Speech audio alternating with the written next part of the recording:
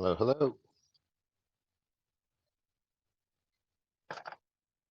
Testing, testing. Can you hear me, Hey, man? I hear you loud and clear. Perfect, brother. Perfect. Okay, so this is the way this is the way we're running it. Um, I'm on my mobile here. I got a mobile earpiece in, which I think should last well long enough. If not, we'll improvise. But then I also got this desktop login, which we're piping through OBS over to YouTube, so the peoples can see what it is that we're talking about on screen if they want to tune in there as well. Perfect. Excellent. So are we live? Are we ready to go? We are super live, brother. Anytime you're ready. Excellent. So we're going to start the show for anybody that's listening in three, two, one. Ta-da. All right. And Anybody, welcome to Billyjitsu Late Night. This is a, 100% truth. I keep it 100% real. If you get offended, I apologize to nobody. My co-host here, T. Wells, to give you the latest news and the latest scope from a dev perspective and a person that's been in the game for a little bit. This tonight's topic is pretty heavily focused on NFTs, all the drama behind NFTs, why I think music NFT model sucks, hacks, people's Twitter got hacked, and a lot of people got affected with that. Opensea dropped Seaport, and a whole bunch of other stuff to communicate today. Right off the top, though, I kind of want to start off with like something so negative. I just found out not too long ago about Texas, and it's such a tragedy, like where we are in the space right now. I mean, even criminals have a code of conduct in a sense where, no women or children in a sense should be hurt. So I know this is not really part of the show, and it's not really what we talk about. But if there's anybody out there that can give anybody like any sense of substance of like how to actually help out the community there. I know there's going to be GoFundMe's, but like at any place, you can't trust anything. So just as a side note for anybody that wants to like or knows of any place that is a good place to donate, please share that with me. I would love to dig deep into see what we can do to help. We as a nation should always look out for each other for this tragic event. So definitely want to cover that off the top, and my condolences to anybody affected by that, and on with the show. So 100%, man. yeah, yeah, NFT market, what a crazy world. I mean, we have the market kind of going up and down, and people don't really know what they're doing. There's a lot of people still holding on to their non-liquid NFTs, hoping that it's going to go up. VCon just happened, and very interesting about VCon is I had no interest in it at all. um, when I look at any convention or anything that's coming up, I look at the panel of everybody that talks, and I didn't know who anybody was. So I'm not sure. Have you checked that out, T Wells, by any chance, to see if anybody that you knew was on there that you care to speak or hear speak? I didn't actually I it's funny because I used to like watch Gary Vee's videos back in the day, like years ago, and I knew that obviously he had gotten involved in NFTs. And there was a bit of it seemed like a marketing cult personality around him, but I also think he has like really practical, good advice. Yeah. But I I didn't then check out the conference because I didn't have any intention of attending sort of either way, I guess. But have you had a chance to peruse the speaker list? I'm curious. It's a bunch of people I know. It's primarily for me, it felt like an influencer and marketer type of convention. And I think that's really fun. Like, I think it's like a really place where you have a lot of parties, and I'm pretty sure there's going to be a lot of giveaways, but nothing of much substance in a sense, unfortunately. And I don't know what you call it, but like it's like hero worship in a sense where you really look up to somebody and like anything they say is like godly. I was like, that's not really my vibe. I guess I don't know. I don't think I'm a hater. I mean, I'm happy for Gary Vee. I'm happy like if you guys are successful in whatever you do, awesome. But it doesn't really affect me, and I don't really care what you're doing. If it's not like contributing to the space in a sense. Like if you found your niche and you know um, you're making money from it, congratulations to you. But it's not helping humankind, so I'm just gonna keep doing me in a sense. Like when I think of VCon, I think of like grown men wearing overalls, hanging out, shilling their NFTs in a sense. And if you're not like a 90s rapper that went to jail and just got out of jail. I ain't gonna give you a pass for wearing overalls being a grown-ass man. I'm gonna tell you that right now, okay, fam? So, that's what I think of when I think of VCon. But Yeah, man. We're perusing the lineup here. If you're watching on YouTube, you can see the people. Like it looks like there's a mix of like some celebrities, some non-artists.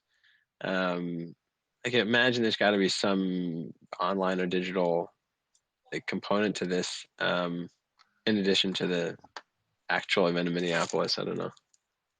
well, yeah, I mean, it's again like the space needs marketers because like how many devs do we know that are so talented and so many ideas that are so awesome, but nobody knows about them? You definitely need marketers on there. The problem is the whole space is full of marketers now, so everybody's just talking and nobody's doing. And that's kind of what I thought this whole convention was about. They didn't have anything about legal. There was just a bunch of artists talking about art, which is cool. If you're really into art, that's awesome. That's the perfect spot for you if you're into like talking about what could be, maybe, but nobody's actually building it. Everybody's just talking about it. So like if you're into like going to a convention where everybody just talks and nobody does, then it's the perfect place. That's my opinion on it. So it's just a weird, the whole NFT market is in a crazy space right now. Like right now it's obviously calming down. People are realizing losses. There's only been some winners, and the real winners are really the ones that were the founders in a sense because they kind of made all the money.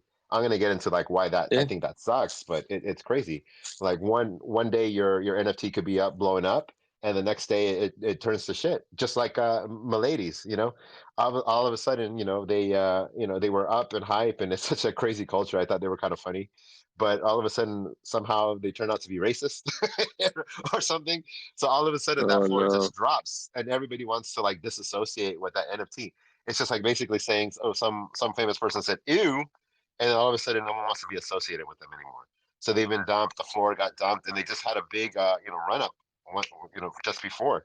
And they were such a chaotic group because when Miladys first came out, like when this hacker hacked the $600 million from the wormhole, the Miladys team sent him a Milady NFT. So anybody that was kind of anarchist in a way, they were sending them NFTs. They wanted to associate with the wallet. Well, everybody was like, "Oh no, I don't want to touch that wallet." They were the ones on the front line saying, "Hey, come aboard, be a Milady." So I thought it was kind of funny in a sense, because they were like trolling the whole space for it. But I guess somehow they got uncovered by there's some kind of like Nazi heritage or some kind of funding from it. So obviously it got a bad rap and nobody wants to associate it. So like everybody that had Miladys PFPs are no longer associating with Miladys, but it is what it is. And then in the other side of the world, imagine you're working so hard on your NFT project, right? You're building this whitelist, you're creating this Discord, like people are following, you got these Twitter followers, and then all of a sudden the goblins come out. They have no whitelist, no advertising, no Twitter, anything. It's a free mint, and 10,000 sell out like in minutes, and then they have the floor of 0.7 ETH. It's absolutely crazy. And like these are the most like disgusting looking NFTs in the world. Like, I mean, I think some work went into them, but it's so crazy. Imagine working so hard and then some random anon comes out with some weird looking goblin NFTs, and it just blows up and blows your whole project out of the water. I think that's so hilarious about what's really in the NFT space and what's happening. It's such a crazy, crazy world right there. Like nobody knows what's gonna hit. Nobody knows like tomorrow it could blow up to 2 ETH or 10 ETH or 100 ETH, and then the next day it can be 1 ETH again. It's such an unpredictable space, and it's so crazy. But most of the time, most people are losing right now, unfortunately. Unless you're really buying it for the art, it's most likely you're going to lose. And what I get from most people is most people are buying these generative NFTs because they think they're going to be able to make some money off of it, honestly. Is that the new in it for the tech, in it for the art? Yeah, Really? that's going to be that's the new 2000 version, 2017 version. I'm in it for the art. I like this art. Holdline. Well, I hope you do because no one's going to buy it from me anymore. And there's just so much drama with NFTs. I see a lot of people, talking about it. Beeple's Twitter gets hacked, right? A couple of days ago. And this brings a big issue with a lot of legal issues, like with Seth Green as well. So Beeple's Twitter gets hacked, right? And he says, okay, I have an exclusive drop, a free drop for all my followers. So obviously a lot of people go running and rushing in and, try to get their free NFT. What they don't realize is that they just approved their contract to allow the malicious contract to steal the NFT, right? So it comes down to a lot of legal issues now. A lot of lawyers are all over the space right now talking about, what are the rights of, the holder of the NFT if it's stolen from you? And I would argue, was it really stolen?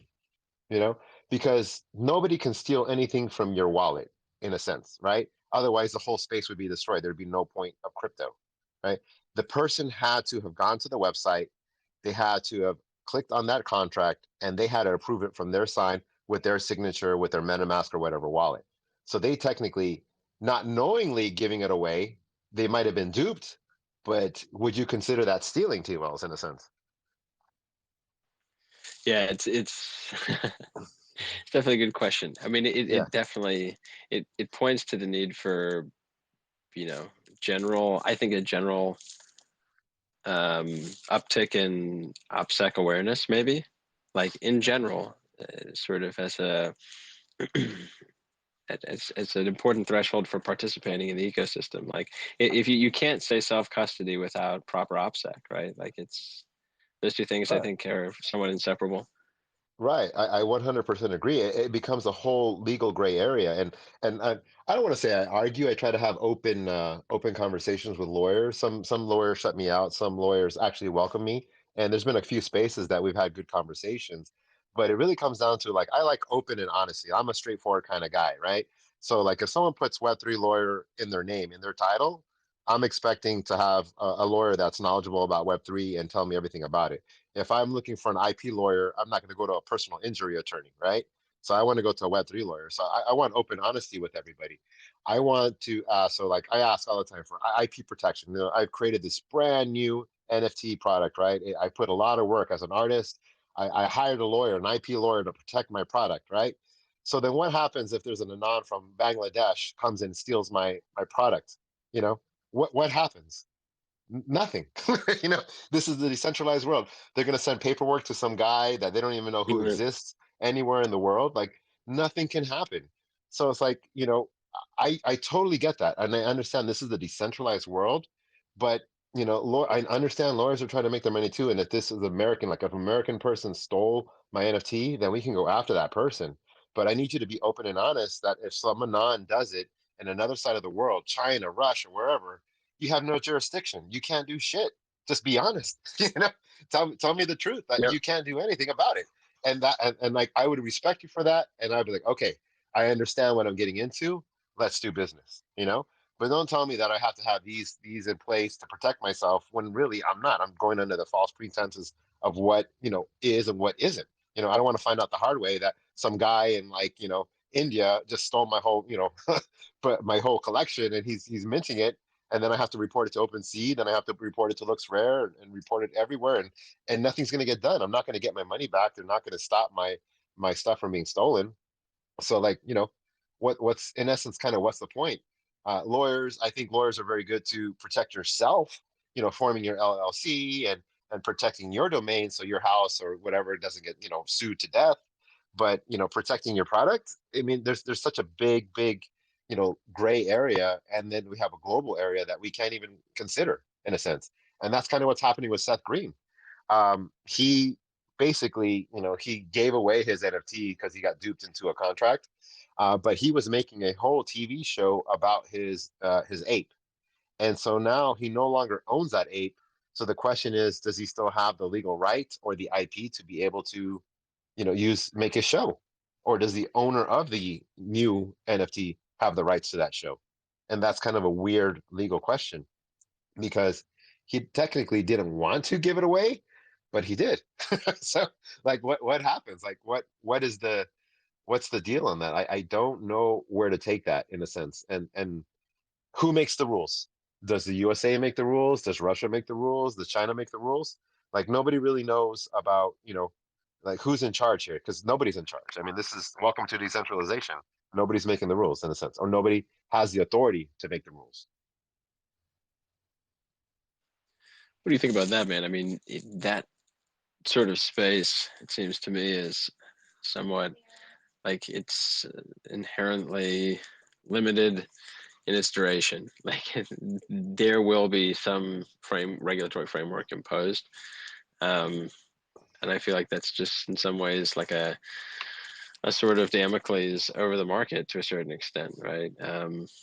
But like it's not my personal position is like bring it on. Like I'd rather have it sooner rather than later. Let's get over with. Let's see the framework. Let's critique it. Understand it's not the end of the world, and you just need to support activism. Right. But I see it as somewhat inevitable, I guess.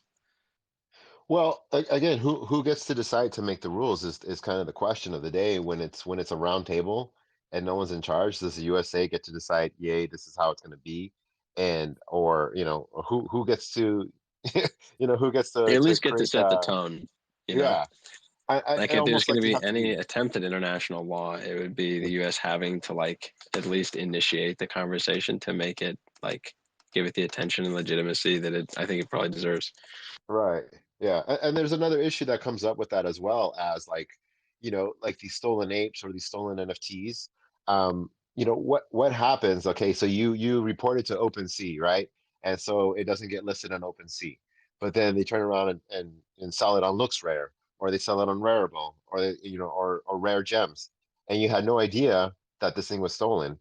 And so what happens now? You can't list it on Opensea. Are you in trouble? Who gets in trouble? You can't sell it now. I mean, it's an unfair market. If you used a Sure. sniper bot and you bought a whole collection, and then you bought one that was tainted by OpenSea.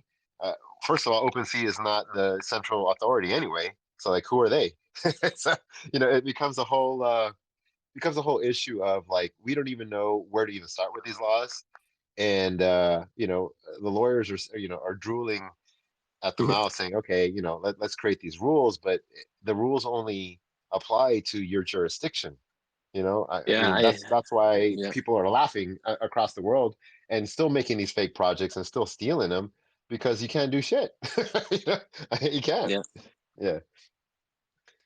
yeah. I'd be curious to see, like, in the future, how well people can. I'm sure some people are already working on just leveraging certain forms of machine learning for crawling the chain and like flagging behaviors. Like, it just seems to me that that is part of the dystopian future that we're going to have to deal with. Like every address that has ever interacted with with Tornado Cash has been indexed, every et cetera. Like, because why wouldn't that be happening now? You know what I mean? Like, if you were any government actor, it's not like you're all of a sudden going to discover this shouldn't be like this is the regulation tomorrow. They're like active reconnaissance type of stuff. It's kind of yeah, it could become pretty dystopian. I don't know, man. I'm definitely for privacy tech. The first coin I ever bought was XMR, man. I dig it. Well, yeah, I definitely that goes into a whole other direction of your right for privacy. I mean, using Tornado Cash or using a mixer should be your total right, and it shouldn't be flagged. Yes, hackers do use the tools, but the same thing could be said for a knife or a butter knife. I could kill somebody with a butter knife. This is total disclaimer. Hopefully, nobody dies tomorrow with a butter knife, and then everybody's looking at me. I'm just saying it's a tool that could be used for many things, right? Tornado Cash is a tool that can be used to hide your funds. So some people will use it for good, some people will use it for bad, but it's just a tool. You can't punish people for using a tool. And because it's Hmm. been used, I shouldn't have to pay a price because I was associated with that tool. Everybody associated with Yep. Tornado Cash can Yep. just see articles. Oh, this guy hacked and he deposited Tornado Cash. This guy hacks, he deposited Tornado Cash. I mean, it's just a tool that they used. It you should not be punished for your privacy. And I hope that narrative doesn't go because we have the right to privacy, especially with an open chain right now. If you know Very my important. wallet address and I only have one wallet address, you can see all my finances. And that's a Yep. dangerous game to play. We've seen already people get kidnapped, people get beat up, broken into, their house, broken into, everything's stolen. So it's a very dangerous game that people don't realize what's out there. And we have our right for privacy. And the government is always very private. Oh, because of the security of our country. Well, they're public servants. They should be the most open, the more than anybody versus us. I mean Right. that has different takes for everything, but it's just the state of the market and where we're at right now. And hopefully, people, by us talking here and get a general idea, they understand what's happening in the space. But NFTs as in general, I think is a little wild. I think the whole model sucks, honestly.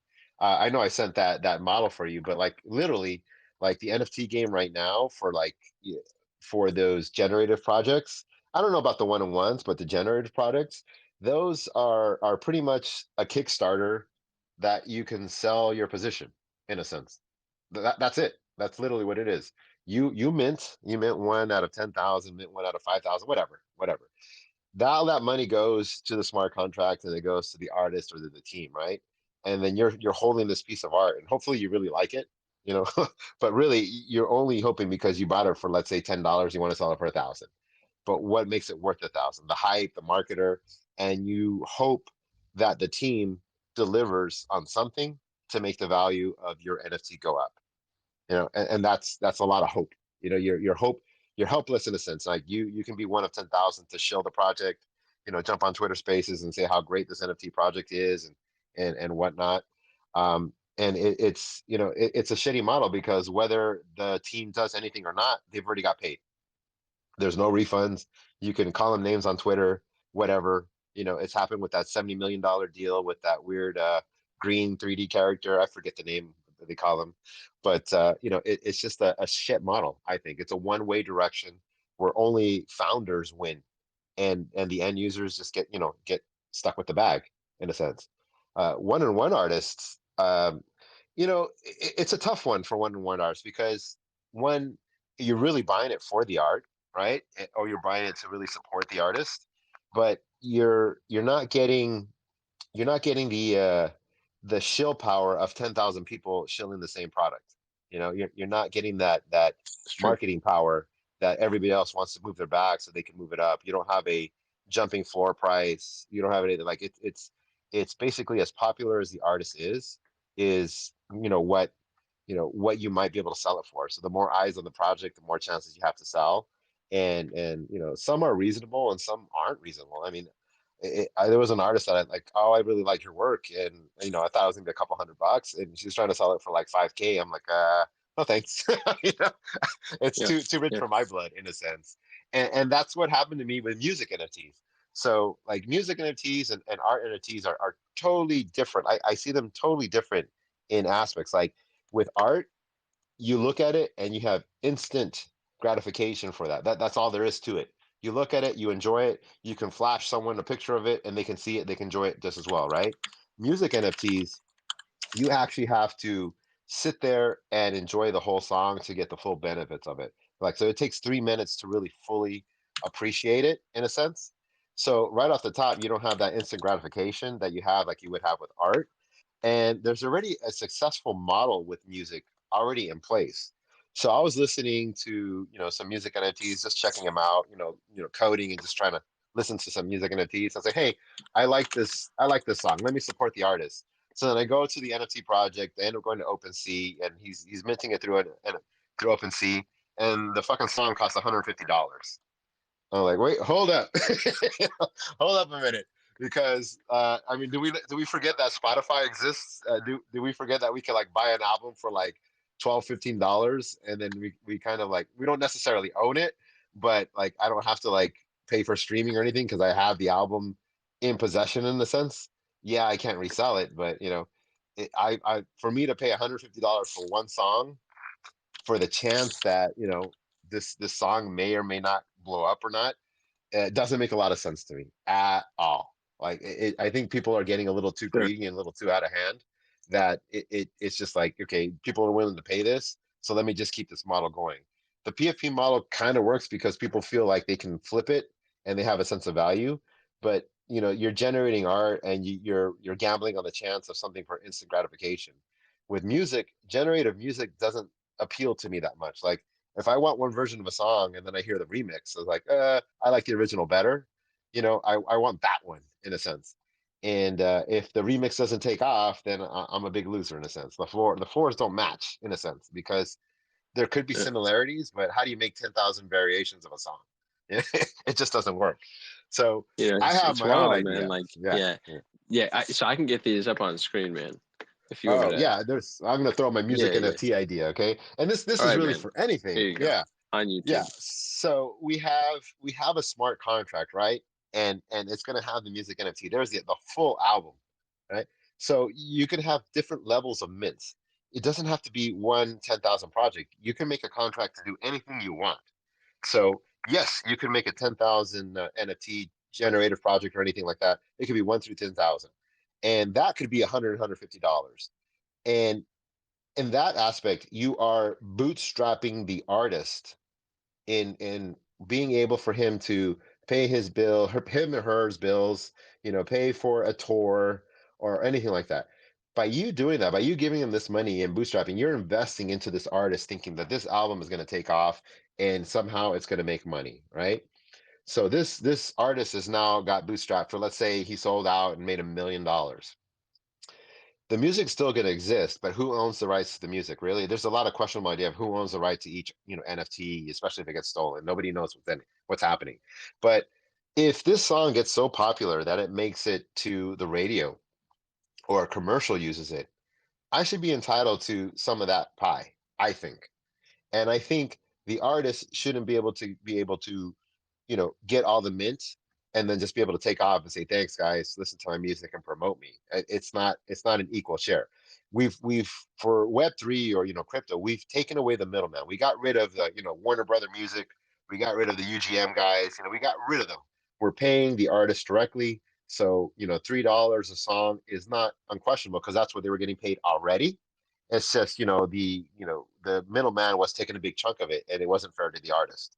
So I say, if you're bootstrapping the artist, you should get some of that paid back, some of those rewards. So just like we have Spotify and streaming music, you could use Superfluid. I actually developed an NFT that had an advertising system, right? So one of the hackathons I did is like, okay, I got this NFT and it's going to be a big ass billboard. And if someone wanted to advertise on my space or advertise on my stream, they would pay a certain amount and it would be streamed via Superfluid. So they'd be paying by the second, pennies or whatever. And then that NFT will then change because it has a callback. I know I'm getting a little technical, but basically it has the power to change the NFT. So as long as you're streaming money to this NFT contract, you can advertise whatever you want or play whatever you want, play a song, a movie, whatever. This comes into like, oh, I could do Netflix a la carte, so you're talking pennies on the dollar. So if I want to hear it, what if I just want to have the song and I want to support it for $3, right? I could buy a special NFT that's for $3, and then I don't have to like stream it, and I can just listen to it wherever I want, like I can do now, like with Apple Music or any of those other music streams. And then you can have a commercial mint, right, for the big players that want to play it on a baseball stadium or use it in a commercial. And those NFTs can expire over time, so you can mint it and then after 2 months you can no longer use it because then it expires and then you have to mint another one. And then all those source of income go into the NFT contract, and then all the original investors, the original 10,000 investors for the NFT, can then claim a part of that revenue, and every month, every year, or whatever, they can claim that revenue. And so now we as a community have supported the artist. The artist has a source of income. They got all bootstrapped, and like we've basically got rid of the middleman. If you really believe in an artist, I bootstrapped you, I invested in you, and now I'm also getting part of the revenue, and that gives value to the NFT. So if I want to sell my position, it's like, hey, this guy has taken off. He's got so much, so many views, and people want to book him for tours, and they're buying his music. I'm generating $100 a month on the claims that I get with this NFT. I could sell this thing for 100,000, and it's a long-term investment over time. And I think that's a much better NFT model to support artists because I support you, I'm bootstrapping you, and then if you win, I win. And I don't know. It might be crazy. Maybe I'm stupid, but I think that's a much better model than what we have now. Of I'll send you money, and hopefully you do something cool that makes my NFT worth something, and I can sell it, versus being stuck with the bag. What are your thoughts on that? Yeah, man. While you're sharing again, as you're saying, if folks participating in the mint are critical to the bootstrapping of the musician, right? Yeah. Then the success of the musician, as represented, it seems like in the diagram, by people who are paying for sponsorship on their live streaming and/or people who are buying, one-shot recordings, that those early bootstrappers are compensated by virtue of holding that NFT and/or maybe selling it on the market. Are you thinking like secondary sales for those minters as well? Like they Yes, could, because it yeah, goes back to portable the revenue contract. stream Yeah. sharing. So Yeah, instead of right on. going to the artist pocket, it goes back to the contract, and everybody gets a split of that through the payment splitter. Those contracts already exist. Payment splitter is like an opens up contract on there. We have Tuco up that requested to speak, so I'd love to hear him out and see what's going on. Tuco, you're live. Hey, Ian to Billy, what's go. going on? This is a wonderful conversation. I wanted to discuss a little bit of what you guys brought up with IP, though, because um, is the owner of the object the owner of the IP? My argument would be no, because if I'm a writer, if I'm an artist, once I produce the object, all the person is doing is buying the object. So we go back to what happened with Seth Green. There's a difference in that sense is where the DAO steps in as the authority. So if anyone wanted to use the IP of that ape, they couldn't they shut that down wherever it is, because people would want to be able to associate with the apes as the DAO, as Yuga Labs, as opposed to Seth Green.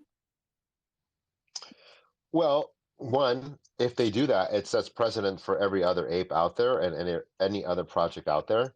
Um, and then it breaks the rules of decentralization in a sense, where the the responsibility of self custody really falls on the person that is in control of it. Like you can't say decentralization is king, and then when something happens bad to you, then you go running and say, hey, guys, help me out here. It's like someone saying, fuck the police, and then when he's in trouble, he calls the cops. Hey, I need your help. It's a tough situation that people are learning a hard lesson. Like I have lost money in a hack in a platform, and it's a decent amount of money, but nothing to go crazy about, but it still sucks. And I wish I could, pick up the phone and say, hey, I got hacked, and can someone return some money to me? Would be great. But those are the rules of the game in a sense. It's an unspoken rule of what this place is about decentralization. Like everybody likes the idea of decentralization until it hits them, and then like they're stuck with the tab.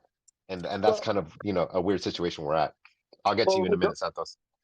don't you think though Seth Green could go along and make his show, and the person that would want to stop him would be the person who stole it, because technically, he.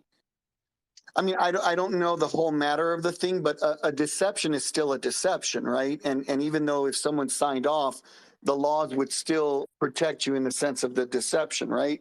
So he could argue, let the guy sue me. Whoever owns the ape, let them sue me, and see what happens. Because I doubt that person would sue Seth Green for making the show. Well, then what's to stop me, living in India, of making a show about any ape that I want now, in a sense, and It, then it, they it can try to doesn't. sue me. Yeah. So it's kind of setting precedent that if nothing happened, now technically he should have the right to sue if he wanted to. I mean, I don't know how far they want to take this, but maybe the guy's just happy having $100,000 ape, and that's it. But it comes down to like who's going to play their hand first and how they're going to play it, and that's going to set precedent to how things will play out in the future. Should Seth Green go with it? Why not? He owned it, and it's kind of like community known that he did have it and he did build it, and we know what happened to him. But to bring up like someone of deception, I think I typed this before, but Suge Knight stole Vanilla Ice's album rights from him by hanging him over a balcony and forcing him to sign his rights of the album to him. Was that deception? Or like did he signed his rights away, so it's technically Suge Knight's. So I mean, what's the legal precedent there? you know, that's the good question. Santos, you're up. Go for it. Speak. Yeah, what's happening, family? What's up? Yeah, you're bringing up a lot of good topics here. Can you hear me loud and clear? Yes, I hear you. Yeah. Oh, okay, perfect. Yeah, no, there's a lot to unpack here, and we're in the wild west when it comes to this all of this NFT stuff. But really, I think the content creators, whoever creates the NFT, is essentially holds the keys to how they want their NFT to work. Like for instance, I own like a Rabbitар, right, which is like the Mm.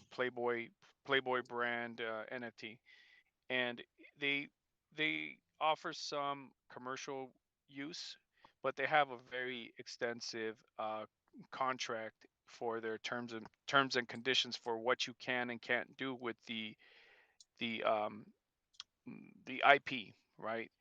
And it goes Mm-hmm. it goes as far as like you can't use it to like for hate speech and for a bunch of other things, that'll basically state that it'll be like null and void, so to speak. So if you as a content creator, um, say as an NFT creator, say within the terms and conditions of this, that if this NFT is acquired through bad action, or through deception, or through fraud, or through hustling somebody, then you can negate that, um, or burn it.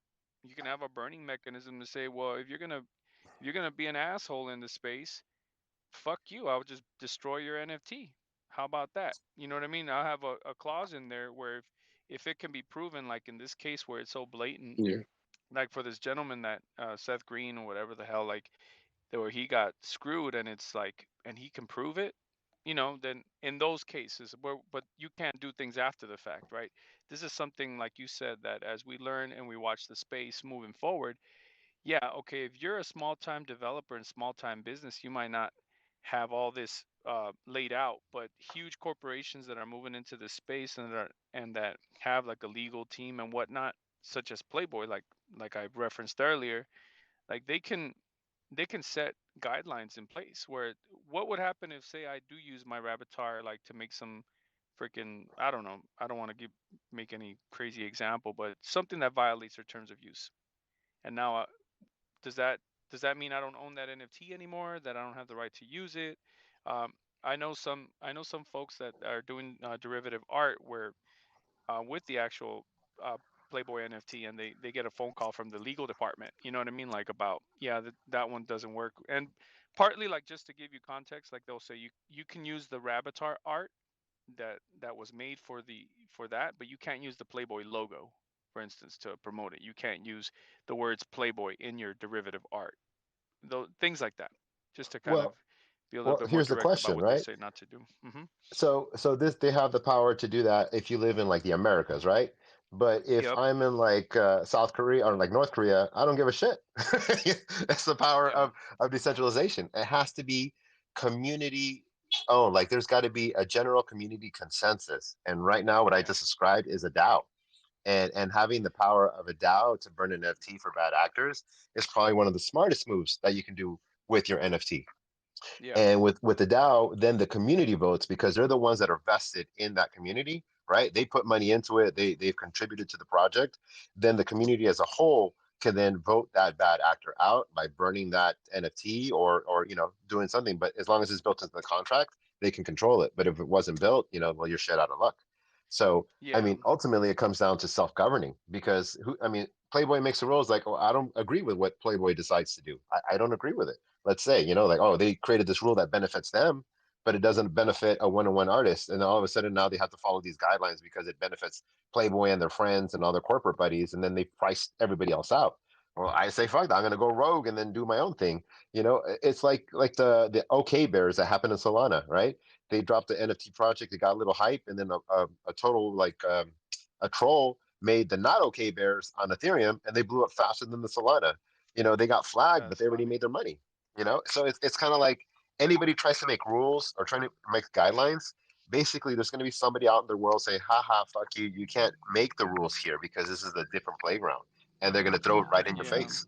Yeah, Yeah. the And I, only I way to think, do I it mean, is to I adapt. think you bring up a good point as far as like, okay, there's a philosophy in place, like when you're talking about moving into Web3, and I've talked about this with somebody that I was doing some basic consulting on just the basics on NFTs, and the topic came up, that it's almost like you need, like how traditionally you get media training, like Hmm. when you have a particular client. Well, you need like Web3 media training, like, because there's so much there's so much crap that comes from Web2, that if you start trying to bring that into this space, like, you'll get roasted, you right? Like, if you Yeah, try to gatekeep and you try to do things like, usually for like older cats, right, that don't know what the space is, and then they learn about NFTs.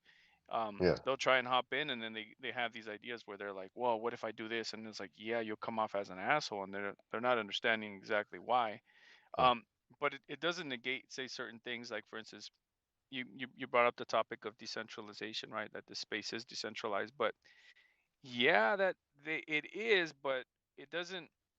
it's obviously not appealing in every context, right? If it's decentralized, especially like you said, in terms of where it gets out of control from like the initial intent of what the project was meant to be used, you know.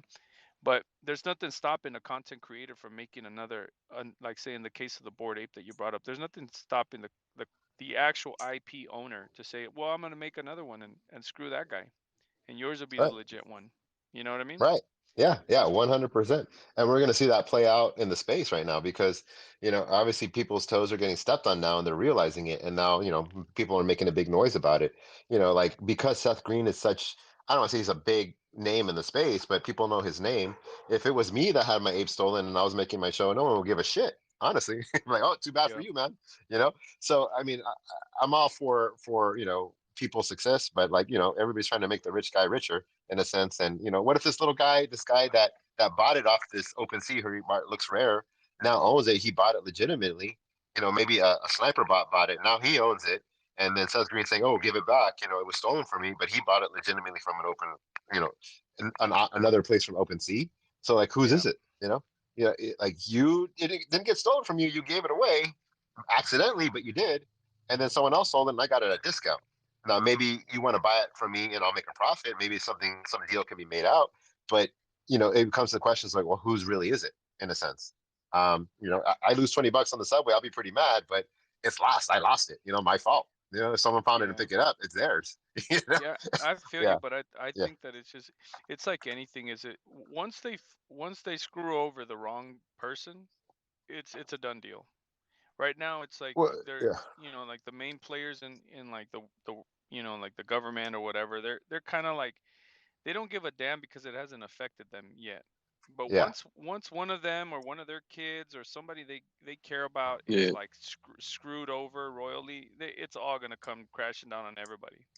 yeah. But and then there's always going to be people that don't agree. That people that are building towards just decentralization, and then people that are building just to make money. And I would argue that the board apes aren't really about decentralization. It's more of a money making scheme because nothing they've done is necessarily innovative. They just keep making more NFTs. So it's nothing out of the blue. Like, Yeah. oh, if the board apes went away yet tomorrow, like what would really be missing from the space other than marketers and influencers in a sense? There's really nothing in this space that they are contributing to other than being one of the first people to use IPFS. And in that aspect, they were somewhat innovative, but they weren't necessarily the first ones anyway. So a lot of people are putting value to something. I consider them beanie babies in a sense. But if the game is successful, then congrats to them. But I can go buy a game for PlayStation for $60, not $100,000. So it's totally speculative to what people like expect from this game. And Yeah. OpenSea is actually stepping up their game. They just dropped the Seaport, which is like super amazing. Like as a developer, like this is the most craziest optimized code that I've ever seen in my life. I What mean, What what is is that? that, Billy? the OpenSea Seaport is going to be their new marketplace, right? So right now, when you list an NFT on OpenSea, you can really only buy it with ETH, right? So like I list it for 10 ETH, and someone buys it, they don't buy it, maybe they can make an offer, right? With Seaport, well, now I can choose what asset I want um, to sell it for. I could even trade NFTs. I was like, I'll sell my board ape for 3 Azukis and an ETH. The power to choose what I want to trade it for. Now it's become like a Pokemon game. For my Charizard, I'm going to give you like 2 Pikachus, and like you get to mix and match how you want to That's be able to do your badass. trades. It is amazing and like one of the most optimized codes that I've ever seen dropped by anybody. Like just the contracts have the leading zeros. I'm like, how the fuck did they even do that shit? Like all the zeros to like optimize gas. One of the developers I know of that I follow, Transmissions 11, um, pretty much wrote like the whole collective wrote it in assembly code, which is like as a developer, I'm like, what the fuck is going on? I try to like read the code and then I got Wow. lost halfway. And it has this give and take, and there's been a So lot of that's like a people fighting huge about it. step into interoperability, right? I mean, Yes, that's what we talk definitely. about when we talk about having an actual so-called metaverse. It's like you can't have a metaverse like that isn't connected. You know what I mean? Well, yeah, but I mean, everybody likes the concept of a metaverse. I think people are in love with the concept of metaverse, but I have yet to see an actual metaverse exist so far, Oh yeah. because every collection still runs their own collection. I think Yuga Labs will probably be the first one since they bought all the other IPs, and they're going to want to control that IP, so they're going to intermix the two. But I mean, like, if I make a collection, you make a collection, Tuco makes a collection, we should be able to collab and then have our own metaverse instead. I shouldn't have to like own the IP and then be able to do that. We should be able to collaborate in a sense. But like Absolutely. the code itself is like really really good, and it brings to the table of like, what is the trade-off of optimized code versus being a readable code? Because the way things work in the developer aspect is, I have a piece of code that you can work with, and the easier it is for me to work with or anybody else to work with, the more people that are going to play with it. And if it becomes too difficult to play with, then no one's going to build off of it. And so there's actually like an internal battle between developers, because Viper is another kind of language that you build contracts with, and it's actually more gas saving. And a lot of people are saying, "Oh, this is a lot of extra work to do what we've already been doing." Instead of like opening the door, it's like doing 10 push-ups and then opening the door. So there's a lot of internal battles with it. But at the end of the day, it's the consumer that's winning, because they're making all these cool items that will be, available for the consumer to mess with. Instead of just using ETH, now I can make Billy token, I can make Tuco token all of a sudden, and then I'm going to sell my art for those tokens, and I can like create my own economy for my own art. If I have my own community, it's not just a token anymore; it's any token I want. So that's a lot of things that are going to be happening in the future. It may spark up another rally for NFTs. I don't know. I don't think so. I think the market is still kind of cooling off because it got a little too crazy.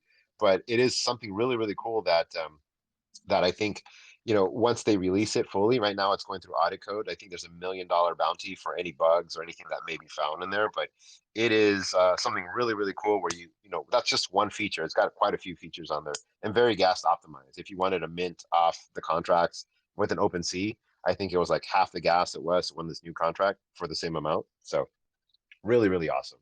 Really, really. And then when we throw in like factors like the merge or anything like that, I don't know if that's going to improve gas or not, but it'll make it more green friendly. And who knows what else is going to pop up with this. But this is just like one of these things that, like, when Uniswap, I don't know if you guys know what Uniswap is. It's like a DEX where you can trade tokens between each other.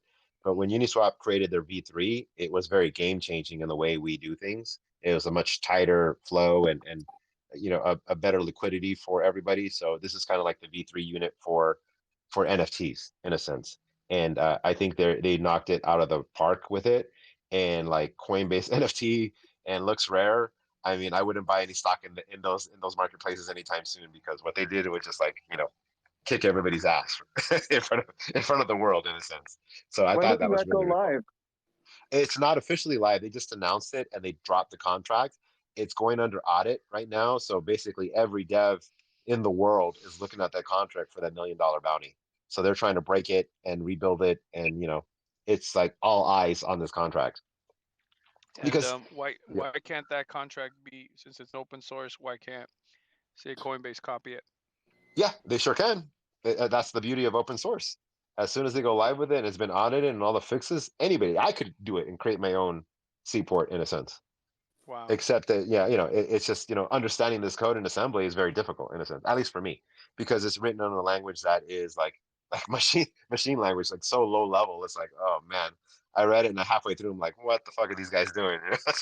It's just difficult to build off of, but there's a lot of opportunity. But yeah, I mean, people get mad, especially with copy and paste. Like, people get mad, like very, very personal, is when someone tries to copy an ape, and like, oh, you guys are copying the apes, and you can't do that. But then like nobody realizes that everybody's copying and pasting code underneath. Like all the NFT projects like pretty much copy and pasted like every hashless code that existed. It's like, come on, guys, you guys don't see what's happening. But the same thing with marketplaces. But they've made this so complex. I only see a few maybe groups maybe optimizing it and then making their own. But like marketplaces like Look Rare or Rare Gems or Coinbase Marketplace, they're going to have to step up their game if they're going to try to compete in a sense. Like they OpenSea just established their position as a dominant player on here. I still don't think of them as the central authority, but they're definitely going to keep their position as the primary source of liquidity. in a sense. Is there any layman's article or something to be able to read on understanding, like what are the things I need to keep in mind? Obviously, there's the smart contract stuff, but things that for a layman to understand how a developer looks at NFTs. Well, that's why I've been doing more workshops here and there. Like when people ask, hey, can you do a workshop? I say, yes, let's figure out a time, because I think education is the most important part. A lot of these NFT spaces is the blind leading the blind. They know a little, and they know a little enough to be dangerous, and they give you that much information, and then people, it's kind of like telephone. They keep repeating, and they only give you like a small piece of the puzzle. I like to give you the whole scope of what's going on, and then that way you can kind of understand what is happening behind the scenes. And honestly, an NFT contract isn't very complicated. It is a simple function where I send you money, and you basically give me back an NFT. It's just like as a one function project in a sense. Anything else is like what it may or may not do. Like Moonbirds, you can nest, but literally you send money in, you get a NFT back. It's a very simplistic function.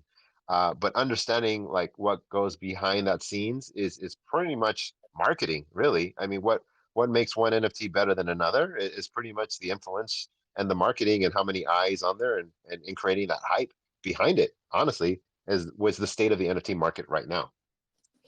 Do you think that there are people who are actually using NFTs, say for non-marketing purposes, like say for internal contracts?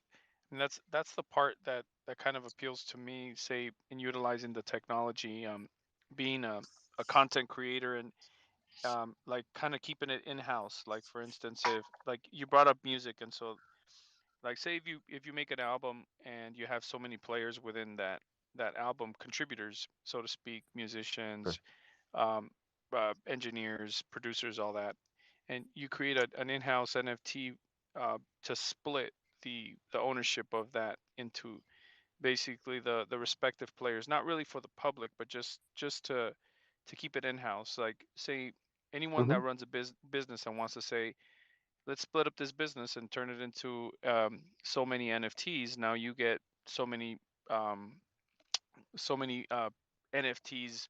Say out of 1,000, you give so and so 200. This one gets 200, and and to keep it kind of like in-house. Do you know of any projects Hmm. that do that sort of thing? Oh, I mean, you just described a DAO in a sense, where every contributor can have the option of either being paid in tokens, where somebody manually has to do something like that, like coordinate or any kind of team payment system, or they hold an NFT and then they use a payment splitter, and then the money gets thrown into a contract, and anybody that has the NFT can then claim the money, their proportion, depending on how many NFTs they have or the value of the NFT, and they can Okay. claim their portion of it and then pull that down. So yeah, it's already happening and the contracts do exist, but pretty much it's like a Gotcha. DAO in which the DAO can vote who has the NFT, and if they have a bad actor they can vote to burn it, and majority rules. It's true decentralization where it's a round table, and if people, especially in this space, they're not always going to see eye to eye. People are going to have different ideologies, so people are always going to disagree, and I'm seeing that now that the money is getting tighter, and the euphoria is gone. DAOs are now Yeah. self-destructing in a sense where like, oh, we should spend the money here, and no, we should spend the money there. We need to cut costs, and now there's not enough money to fund everybody, so it's like, who are we going to cut? And that becomes a very hard decision of what to do. Oh yeah. And They yeah, start and they so like start that's a DAO. cannibalizing Yeah, each other, right? yeah. So we're going to start seeing the destruction of the DAO soon. But basically, NFTs is truth.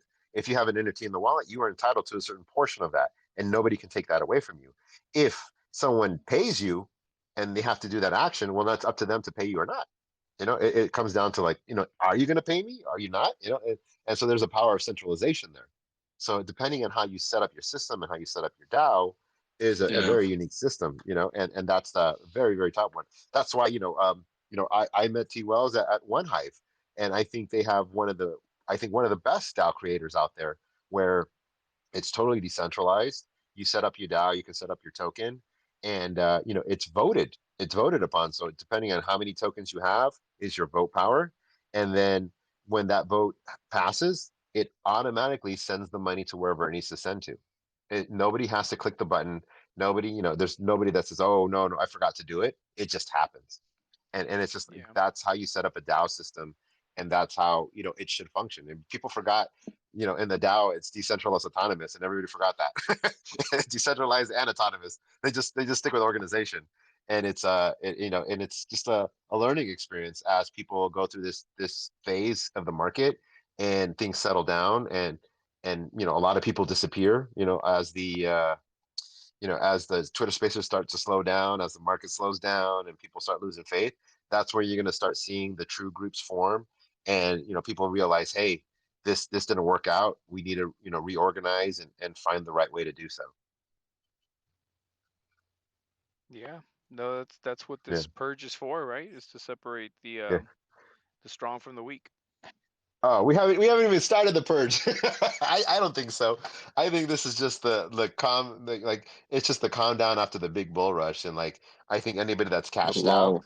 yeah, it is. I think we're still up. I think everybody that I know from 2020 is still way up. And so when those guys start sweating and I start getting Yeah. calls and texts from those guys, that's when I know, Yeah. okay, now the market is trying to chill. I'm looking at sub Ethereum, sub 1,000 Ethereum, sub 15K Bitcoin, and all the altcoins are going to bleed out. All the people that are stuck with NFTs that believe that can't sell the liquidity, and then they start Mm-hmm. dropping, then I might pick up some NFTs that was, hey, long term these guys might work Hell out, but yeah. you know picking up an NFT for $3,000-4,000 now doesn't make a lot of sense for me when I feel like the market's going to chill out a little bit more. Especially you got Seth Green suing You people. think it's gonna go down more? I believe so. I'm betting on it. I'm betting on it going down. Like I'm not buying as aggressive as I would 3 years ago, but I'm still investing. I'm not going to stand there with my dick in my hand saying, "Oh, it's going to go down," and it just goes sideways for years and then it goes back up. But Yeah. I Yeah. believe Because that a lot of people have made a lot of money, and they're going to be parted with it pretty soon because there's going to be patient guys that are going to create one. Like, look, Seth Green all of a sudden sues, and he has this successful lawsuit, right? All of a sudden, people lose faith on the apes because, hey, anybody can sue anybody for the ape. Anybody that bought a stolen ape now can get sued. All of a sudden, everybody gets sued. They start dumping yeah. it because they don't want to deal sued. Oh, I don't have the NFT anymore. It creates an event of fear and people losing faith in the project. Look at the Miladys. As soon as someone said, "Oh, these guys are nuts," we didn't have any proof if they were or not. It was just a Twitter post, and all of a sudden, everybody dumped, and then boom, gone. Like any NFT project gets dumped. Who are these ladies? I heard you bring them up. I hadn't heard of that. Oh, Lady. it's like these weird looking, big eyed, like looking girls in a sense. Like it's just like some people. It's hard to find them nowadays. If you look it up on OpenSea, I'm pretty sure like the floor is like super down right now. But like they were Is they it were like popular for a week. like my ladies like Yeah, yeah. MY? No, Oh, okay. Miladys. Yeah, it's just like Oh, okay. a meme NFT, and that showed like how ridiculous the NFT space is. Like anybody can create a meme, and then with enough hype and popularity, it could just make you a lot of Yeah. money. Like it didn't have to be technical, it didn't have to be anything. It's just a lot of people talking about it, and then everybody wanted in. Well, what about Azuki, man? Azuki took kind of like a Yeah, crazy turn, right? because it I had mean a that. serial scammer on there. So the Yeah, guy was but the one of the floor is still founders. pretty resistant. Well, I I mean, mean, yeah, because I mean, look, if you bought an Azuki at 10 ETH, right? Would you be like, hey, fuck Azuki? You know what I mean? No, mm-hmm. you'd be like, please, Azuki. Azukis are fire. This is awesome. You got 10,000 people, supporting their bags. No one is ever going to talk shit about the project that they have money in. Nobody. That They're is going to do funny. whatever they can to keep their bags up. So when you got that much people like, or that many people holding the bag, they're going to Yeah. defend their bags to the end, because it's their bags. So I Well, mean, you're going to do some whatever are, can do. unless Well, you have like see, a situation, man. I mean, that was a total. Yeah, I mean, again, I believe that to be like from the last week's show. We did like a special show for that. I believe that Oh, was okay. total manipulation on there, and it's Really? it's a large institutional power that were able to manipulate that price down because of the mechanism. But I mean, it's so easy to make the floor of an NFT project, go up if you have the funds to do so, and that's why I'm always anti VC projects because all I have to do is I can literally make a demonstration one day, make an NFT project, list it on OpenSea, buy it for myself from another wallet, sell it to another wallet again for a higher price, and just do that back and forth I pay the 2.5% every time, but then I raise my floor. All of a sudden, everybody sees, hey, look at this NFT project. The floor just went from 2 ETH to 6 ETH to 80. I got to get in because I want to ride that train. And then all these other people get in and they pay the high price and they keep raising the price, and I cash out and they're my exit liquidity. It's that simple to raise the floor of NFT price if you have the liquidity to do so.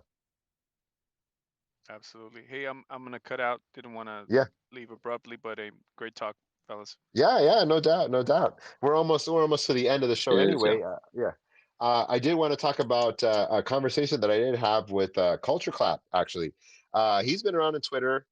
We've kind of, jumped in spaces here and there, and we finally got a chance to talk to each other. I just wanted to give him some light of what he's trying to do. A classic trying to mix Web 2 and Web 3, but he's actually pretty legitimate where he teaches